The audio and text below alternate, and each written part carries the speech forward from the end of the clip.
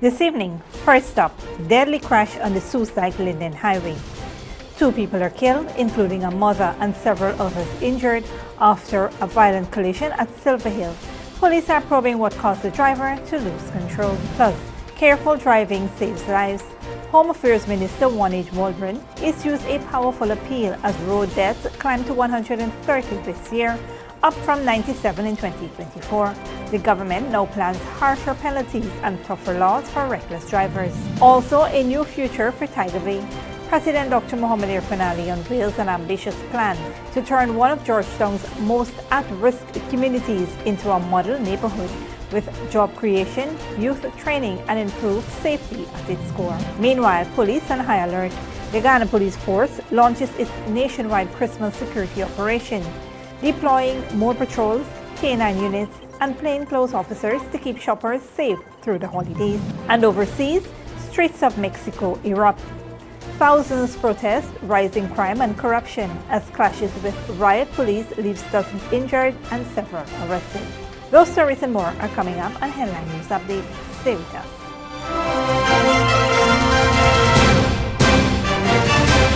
Welcome to this broadcast of Channel 2's Headline News Update for November 17, 2025. I'm Bibi Bacchus. Thank you for joining us. First up, a deadly 2-car collision along the Silver Hill stretch of the Soesdyke Linden Highway has left 2 people dead and several injured, including young children. Dale Jarvis has more details. A tragic crash along the Silver Hill stretch of the Soesdyke Linden Highway on Sunday evening has left 2 people dead and several others injured, including young children. Police are probing a fatal collision on the Silver Hill Public Road, Soesdyke Linden Highway, which claimed the lives of a male and a female. The accident occurred around 18:30 hours and resulted in the deaths of 51-year-old Wayne Clark of Grove Village, East Bangladesh, and Deron Bob, a woman whose details are yet to be confirmed. According to initial police reports, motorcar PHH1632, driven by a 28-year-old Grove resident, was heading south when the driver allegedly lost control and swerved into the opposite lane. Driven by a 28-year-old woman from Moblisa who had 2 children ages 6 and 2 as passengers. The force of the impact caused PHH1632 to overturn, throwing its occupants from the car. Emergency responders pronounced Bob and Clark dead at the scene. The driver of the car remains in critical condition at the Linden Hospital complex. The female driver of PAG 1280 and her young passengers also sustained injuries and were taken to the same hospital for treatment. The bodies of the deceased have been transported to the Memorial Gardens Funeral Home for post-mortem examinations. Police investigations are ongoing. Reporting for Headline News Update, Dale Jarvis. Thanks, Dale. Minister of Home Affairs Oneidge Walrond is calling for a nationwide shift in behavior on the country's roadways, warning that each road fatality represents a family devastated by preventable loss. She made the appeal on Sunday during the annual Road Safety Walk held in observance of the World Day of Remembrance for Road Traffic Victims 2025 under the theme, Careful Driving Saves Lives. Policy alone cannot change our attitudes, our culture. The law can guide us, but it cannot drive for us. The responsibility still rests with every guiding citizen. The truth is simple. Speeding is a choice. Drunk driving is a choice. There are measures that you can put in place for a designated driver. We all know these things. We all know we have awareness of what the speed limits are. Distraction is a choice. Put down the cell phone. Some of us still choose to text and drive. Impatience is a choice. Guyana has recorded 130 road deaths so far in 2025, up from 97 in 2024. Minister Walrond noted that the number would have been even higher without ongoing interventions by the government and the Guyana Police Force. She outlined several measures aimed at improving road safety, including stronger enforcement, expanded education campaigns and improved infrastructure, better lighting, clearer road markings, and safer pedestrian crossings. Over 1,000 new lights have already been procured. The minister also revealed that discussions are underway to amend the Road Traffic Act to introduce new offenses and harsher penalties, including easier mechanism for license suspensions. A draft has already been prepared in consultation with the Ministry of Legal Affairs. Meanwhile, Traffic Chief Assistant Commissioner Mahendra Singh echoed the call for greater responsibility on the roads, stressing that enforcement and education must work hand in hand. He highlighted ongoing school-based road safety programs and collaboration with national and private sector partners. Safety advocate and Mothers in Black co-founder Lucio Bacchus, who lost her 2 children to a drunken driver, urged motorists to practice caution and avoid drinking and driving. She appealed to road users to protect the nation's children, calling road safety everyone's priority. On a different note, Tiger Bay is set for a major transformation as President Dr Mohamed Irfaan Ali on Sunday unveiled a series of developmental projects aimed at creating jobs, expanding training opportunities, and improving safety in the Georgetown community. We have to remove a big stigma in the area, and we are going to remove it as a neighborhood. During a walkabout engagement, President Ali announced the establishment of a new skills training center for youths to be developed in partnership with Nations Incorporated. The center, set to operate out of the historic City Constabulary and Georgetown Municipal Avatar buildings, will offer practical courses to enhance employability and support long-term development. The president also revealed plans for a new recreational facility after businessman Mr. Matai donated 3 plots of land. Construction is expected to begin next week on a football and basketball complex equipped with night lighting. In the housing sector, residents who received house lots but have not yet begun construction will now get direct assistance from the Ministry of Housing. Additionally, businesses in the area have committed to hiring at least 1 resident each under a community warden program. These wardens will focus on safety, cleanliness, and monitoring public spaces as part of the wider plan to uplift the neighborhood. To further strengthen security, the government will provide trucks, bikes, and other infrastructure to enhance community policing and improve coordination with law enforcement. Sunday's outreach is a concept implemented to transform Georgetown into a cleaner, greener, and safer city. We'll start today this community spirit by doing what the disciples did. They broke bread together. So today I will do the cooking, y'all gonna do the eating. So the entire community of Kingston and Tiger Bay, we will start this neighborhood love by breaking bread together. With these projects underway, Tiger Bay, once labeled an at-risk community, is now positioned to become the capital's first official model neighborhood. Several government ministers and technical teams accompanied the president during the visit. Stick around when we return. Guyana Police Force rolls out heightened security measures for the Christmas season, and $350 million cleanup underway at La Replantier Cemetery as government advances rehabilitation efforts.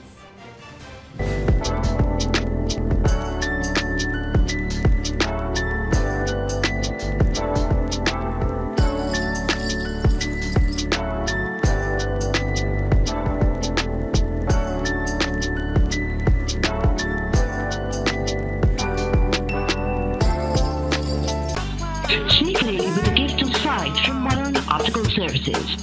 Let our professional team examine and prescribe what's best for your eyes.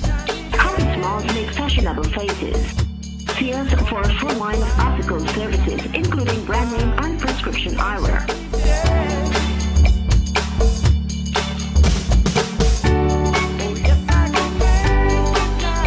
Modern Optical Services, 316 Middle Street, Georgetown. Telephone 226-1082. This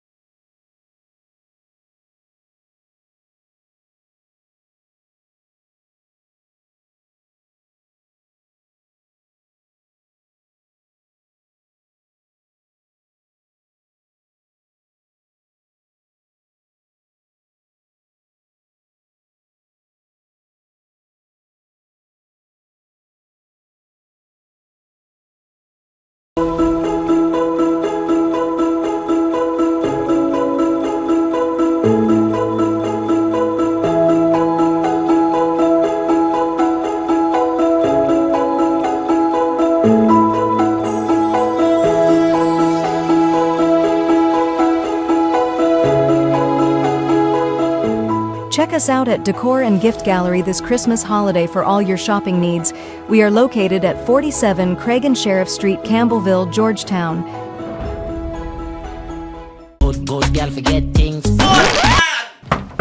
What's the problem, Granny? I want money for borrow for those surgery. I was dancing and I fall and fracture my hip. If you need some quick money, you should check Lender's Jewelry and Pawn Shop. Lender's Jewelry and Pawn Shop, Lot 238 South Road Border, Georgetown. Get jewelry made to order in just 72 hours. We also accept vehicles. Lender's, best rates, longest payback period. Boys, I get through. Plus, I could dance again. Lender's Jewelry and Pawn Shop. Welcome back. The Guyana Police Force has rolled out its expanded Christmas security operation, promising heightened patrols and a stronger police presence nationwide through January 15th. Dale Jarvis tells us what citizens can expect this holiday season.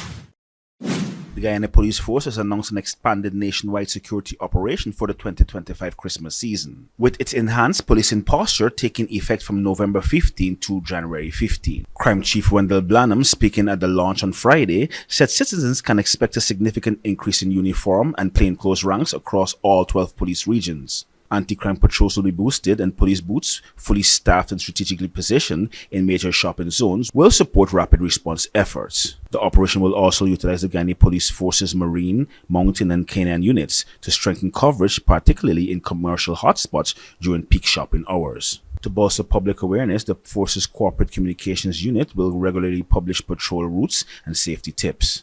The Guyana Police Force will engage the private sector through security briefings aimed at protecting businesses, staff, and customers.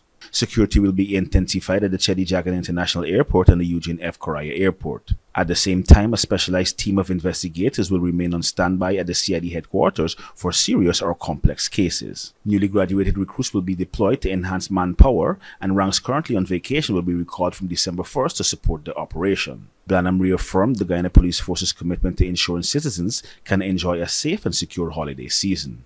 Reporting for Headline News Update, Dale Jarvis. Thanks, Dale.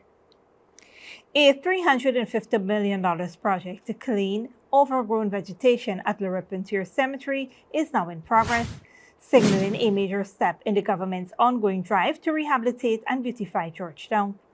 98 small contractors have been hired for the 4 to 6 week cleanup exercise, which forms part of the government's National Beautification Program aimed at restoring cemeteries and other public spaces.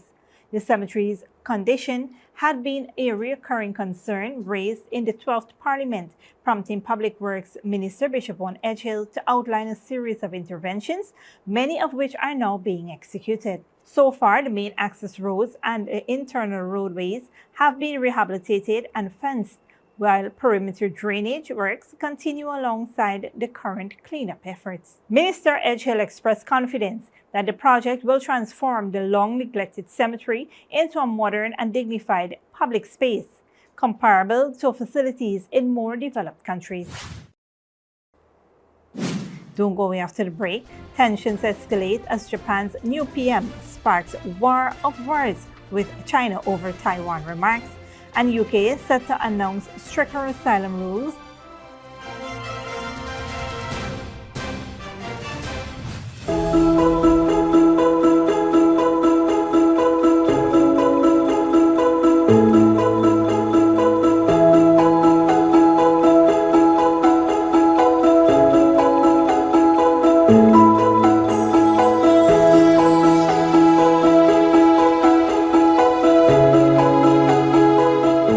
Check us out at Decor and Gift Gallery this Christmas holiday for all your shopping needs. We are located at 47 Craig and Sheriff Street, Campbellville, Georgetown.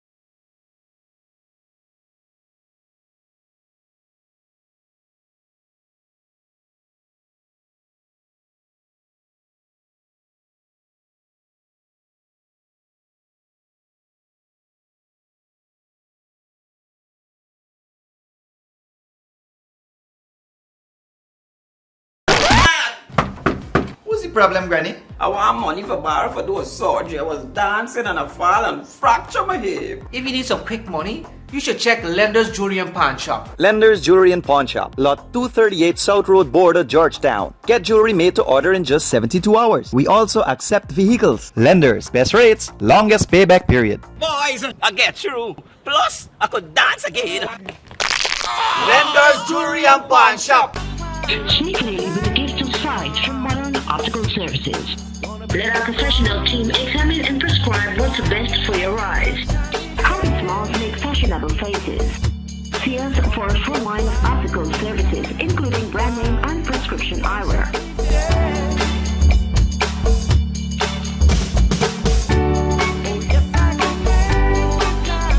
Modern Optical Services, 316 Middle Street, Georgetown. Telephone 226-1082.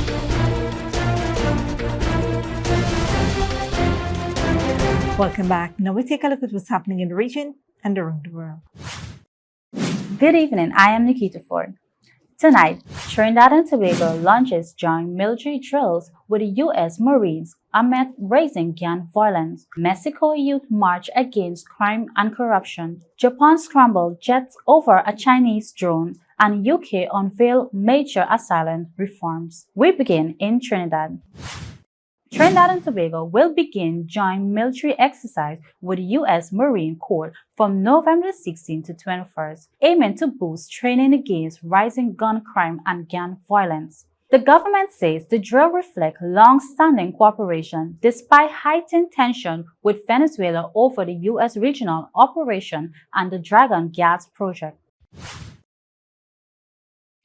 Thousands of people across Mexico has marched to protest rising crime, corruption, and impunity, with demonstrations led largely by Generation Z. Al Jazeera Mariana Sanchez reports. Ire in the streets of Mexico City, fed up with corruption and violence of drug cartels. Demonstrators tore down metal walls protecting the National Palace. They blame President Claudia Sheinbaum for not doing enough to bring justice and investigate the assassinations of at least 10 politicians since she took office 1 year ago. Protesters are demanding that the police focus on protecting them from criminal networks rather than cracking down on demonstrations that call for meaningful change. We cannot be in the hands of a country ruled by crime. No more. I think we have reached the limit. Some carried the Generation Z pirate emblem flag used by young protesters in Nepal, Morocco, and Peru. Others wore straw hats, a symbol of Carlos Manso, the mayor of the western city of Uruapan, gunned down 2 weeks ago. Yet another victim of drug cartels. We are marching for Carlos Manzo, for the vile murder of Manzo, because we want justice for him and for all of those who have lost their lives and their property at the hands of criminals. Ahead of the march, President Sheinbaum said the protests are a strategy paid by foreigners linked to right-wing groups. There may be young people who disagree with us, and that's part of democracy, but it's very important to know how this mobilization was orchestrated. There is evidence that many of the promoters have nothing to do with Generation Z, but rather that this is a political operation, even financed from abroad. Mexico's youth are among the most vulnerable. They were the main victims of homicides in 2024. Sheinbaum, whose approval ratings remain above 70%, has recently unveiled a security operation and a so-called plan for justice and peace to be first implemented in the violent western state of Michoacán.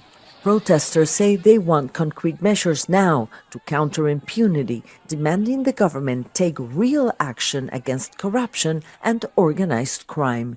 Mariana Sanchez, Al Jazeera. Japan says it scrambled fighter jets after a suspected Chinese drone was detected near its southernmost island. Al Jazeera Kachina Youth reports.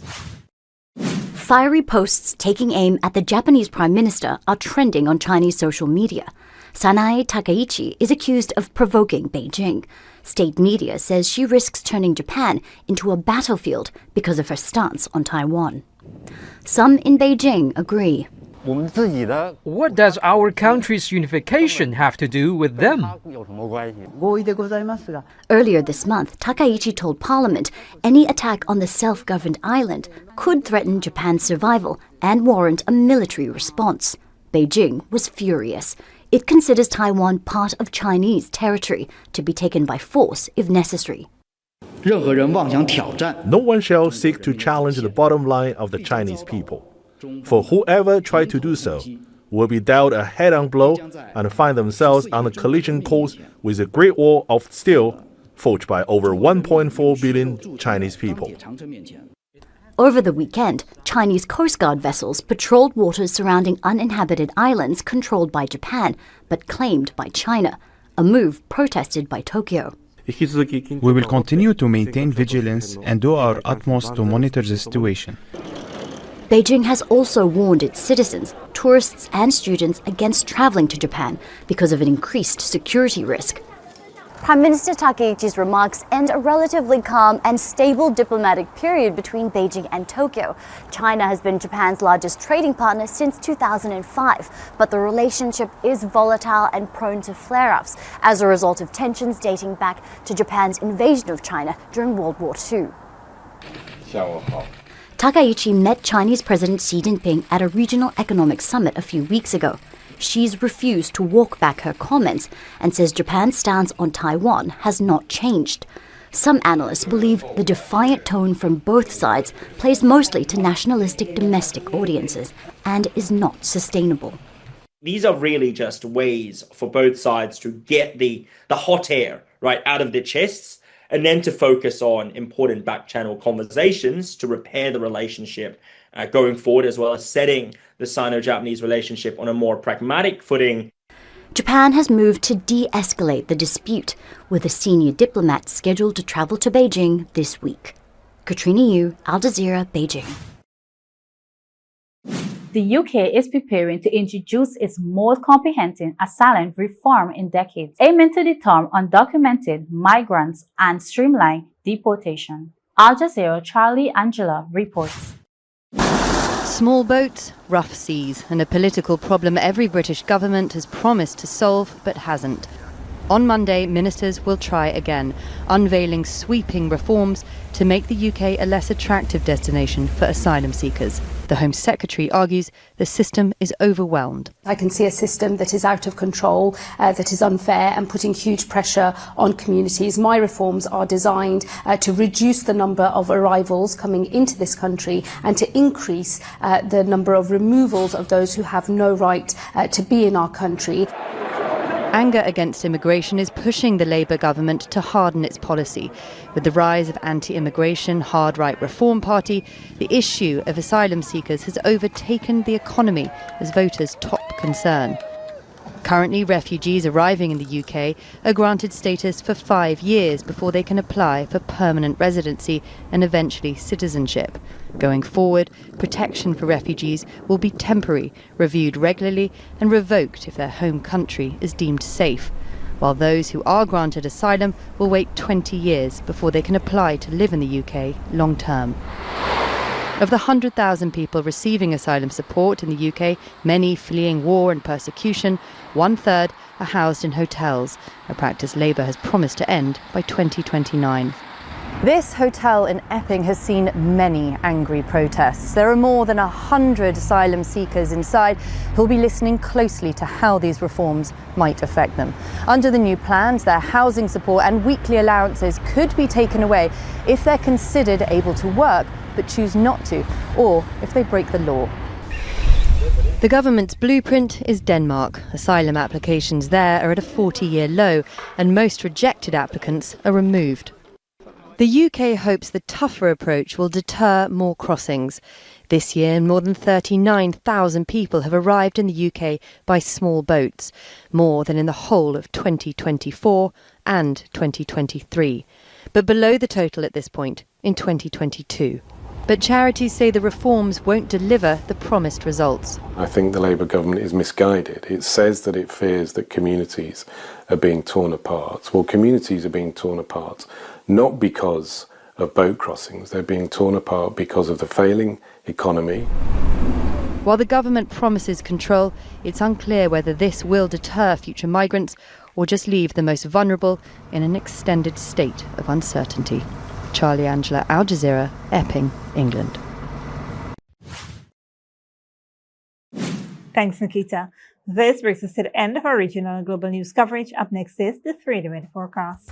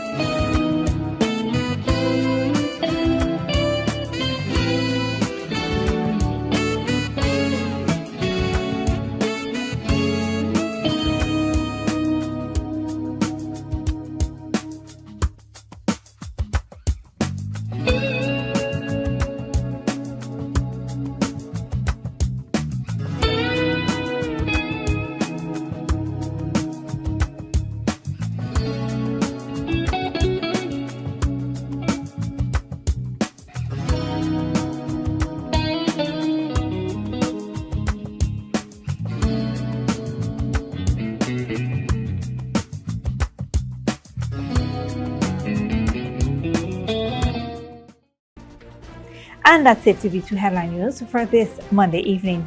As we take our leave, we invite you to follow us on Facebook and YouTube. You can tune in tomorrow at 6:30 a.m. for a rebroadcast and at 7 p.m. for more news. Until then, please take care of yourselves and each other.